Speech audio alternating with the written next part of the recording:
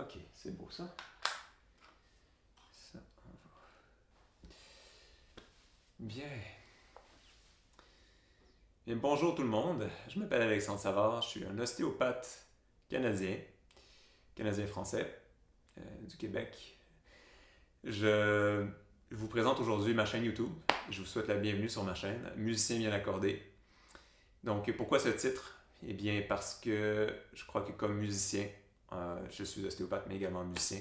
Je crois que comme musicien, notre premier instrument, c'est notre corps. Notre deuxième instrument, c'est sur lequel on joue et avec lequel on produit les sons, la musique.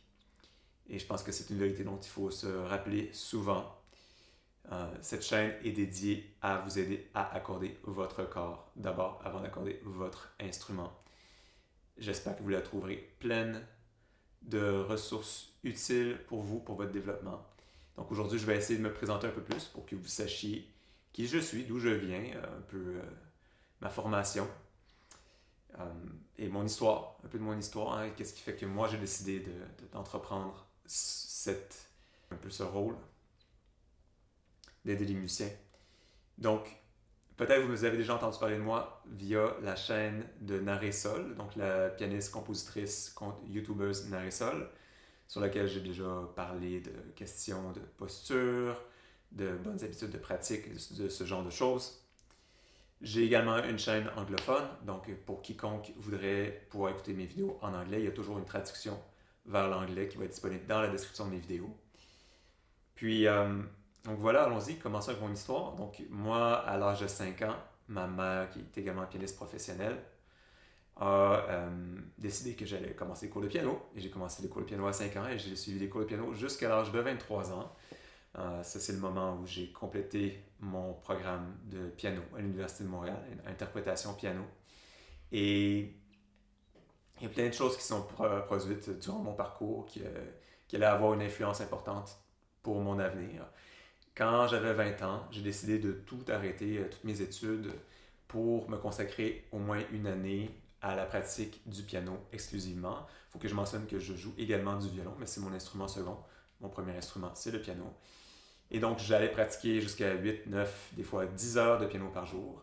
Mais pendant que je pratiquais, j'avais une pensée dans le fond de ma tête qui me disait « Alex, si tu pratiques autant, ça se peut que tu te blesses, ça se peut que tu te fasses mal et que tu sois obligé d'arrêter. Et donc, ce serait peut-être quelque chose de responsable de t'informer sur le sujet de la prévention des blessures pour les musiciens. » Donc, c'est ce que j'ai fait quand j'ai commandé ce livre qui s'appelle « Ce que tous les pianistes ont besoin de savoir à propos du corps humain » par Thomas Mark.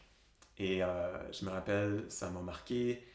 J'ai reçu ce livre-là à Noël. C'est mon père qui l'avait commandé pour moi d'Amazon, suivant une liste de souhaits. Et je me rappelle, j'étais dans le salon et j'ai lu l'introduction, j'ai lu le premier chapitre et puis j'étais juste estomaqué. En fait, j'ai été vraiment surpris. Ça a un peu bouleversé mon monde, ce livre-là. Puis ça allait déterminer mon orientation dans la vie, en fait, finalement.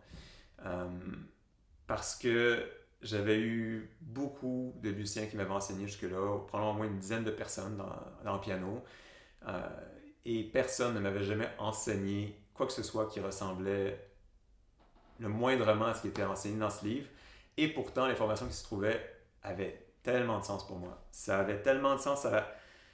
Je, je me disais, mon Dieu, mais comment est-ce qu'on m'a appris toutes ces choses tellement un peu spéciales et peut-être pas toujours si utiles, par exemple sur des modes de tonalité médiévaux que j'allais probablement jamais utiliser comme interprète, de pièces que j'allais, enfin, très peu probablement utiliser.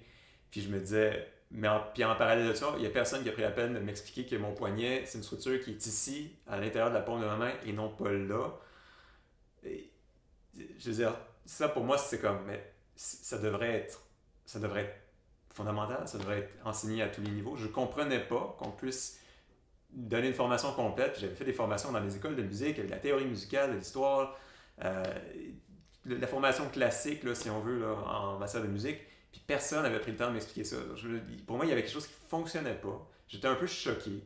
Je me suis mis à poser des questions autour de moi, à amener l'information autour des gens, comprendre que que oui, il y avait des raisons pour lesquelles c'était pas nécessairement d'emblée enseigné, mais encore aujourd'hui, je considère que ça devrait faire partie d'un cursus normal dans l'apprentissage d'un musicien, d'apprendre un minimum d'anatomie et de biomécanique, de même un peu de pathologie, comprendre les problématiques qui peuvent survenir pour les musiciens à leur instrument, ou même à l'extérieur de leur instrument en fait.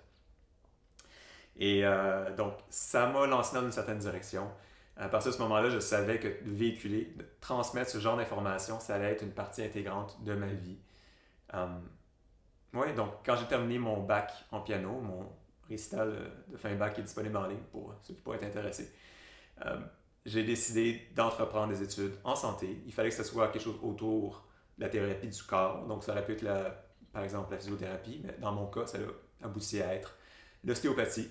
Et l'ostéopathie, donc, pour ceux qui ne connaissent pas trop, ben, c'est une pratique qui est essentiellement, enfin, presque censée être exclusivement basée sur la thérapie manuelle. Donc, j'ai eu à apprendre plus de 1000 techniques différentes, de façons de traiter chaque structure du corps humain, avec toutes sortes d'approches, toutes sortes de modalités thérapeutiques. Et par-dessus ça, j'ai également appris un peu la science des exercices, ce qui a été un peu vu dans mon programme, mais aussi des choses que j'ai bâties au fil du temps, dans les années qui ont suivi, parce que je pense que la thérapie manuelle a besoin des exercices pour être complète. Puis je pense que la thérapie manuelle peut très bien informer les exercices et les exercices peuvent très bien informer la thérapie manuelle. Je pense qu'il y a vraiment un continuum là-dedans. Donc ouais, c'est ça. Et donc après avoir complété mes 5 années de programme d'ostéopathie à Montréal, j'ai ouvert ma pratique privée. J'ai commencé à traiter des gens à Montréal. Et ça fait donc maintenant 5 ans que je traite des gens au privé. Des gens du public général, pas juste des musiciens, mais des musiciens également. Donc, mon expérience avec les musiciens, pour moi, pour ceux que j'ai traités, elle m'est très précieuse. Et c'est ça, graduellement, j'aimerais m'orienter vers quelque chose comme le fait de traiter toujours plus de musiciens autant que possible, parce que c'est ma vocation. C'est ce que j'ai décidé que j'allais faire dans la vie, d'aider, informer et traiter des musiciens.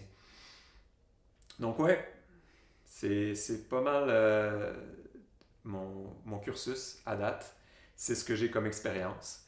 J'ai touché à d'autres approches aussi un petit peu, là, Technique Alexander, Feldenkrais. J'ai touché à ces choses-là. Je suis informé de ces choses-là. J'ai fait quelques leçons de Feldenkrais et Alexander.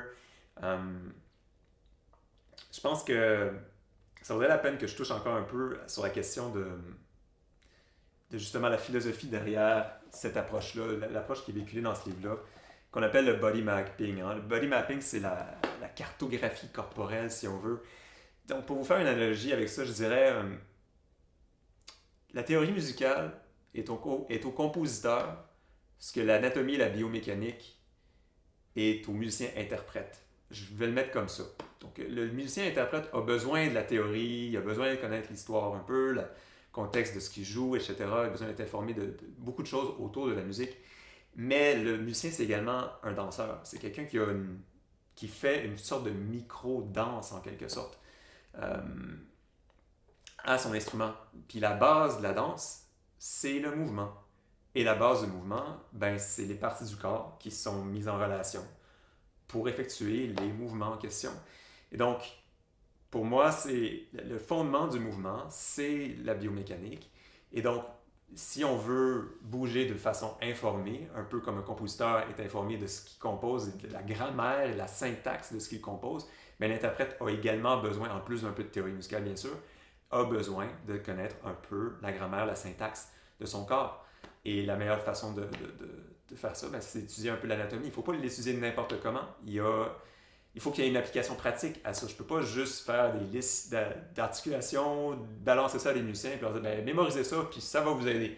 Non, il faut que je donne une façon de faire le pont entre la théorie et la pratique.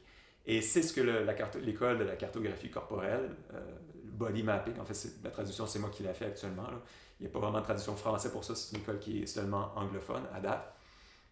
C'est leur objectif, c'est ce qu'ils font. Ils ne font pas juste donner l'anatomie, la biomécanique, ils donnent des explorations pour nous aider à découvrir le lien entre le geste naturel et la conception du corps humain finalement. Donc, c'est un peu ça la cartographie corporelle.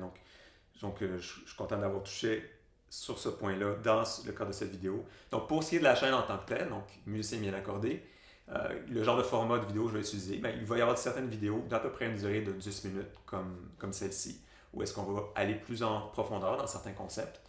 Il va y avoir beaucoup de vidéos courtes, donc des shorts en anglais, hein, des vidéos de 1 minute ou moins, où est-ce que je vais essayer de cristalliser le plus possible un concept à l'intérieur d'une minute. C'est un défi pédagogique pour moi, mais c'est un défi que je trouve intéressant.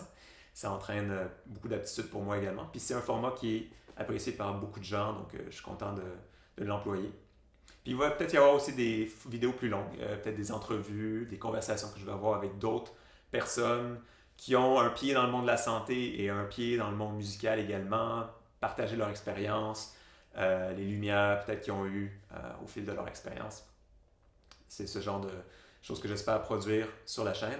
Pour ce qui est de la fréquence de publication, mais moi je pense publier mes vidéos une fois par semaine. Au moins une vidéo par semaine, c'est le défi que je me donne. Normalement, dimanche soir à 9h, heure de l'Est. Donc en Europe, ça risque d'être le lundi, mais en milieu de nuit. Donc vous, ça va être plutôt dans la journée, le lundi. Donc ça, c'est pour la fréquence de publication. Puis évidemment, je suis quelqu'un qui est très ouvert d'esprit. Je veux connaître vos opinions, je veux connaître vos questions. Ça va avoir beaucoup d'influence sur le contenu de cette chaîne, ça c'est certain. Je vais m'informer de ce que vous voulez avoir comme contenu, puis je vais orienter mon contenu aussi en fonction de ça. J'ai plein d'idées, mais je veux connaître vos idées également. Donc, abonnez-vous à la chaîne, mettez-moi un like. Vous pouvez même cliquer sur la cloche si vous voulez rien manquer du contenu. Et laissez vos commentaires, vos questions dans la section commentaires. Et je devrais vous revoir, j'espère, dans une prochaine vidéo. Merci à vous pour votre écoute, votre attention et votre temps. Et on se voit bientôt.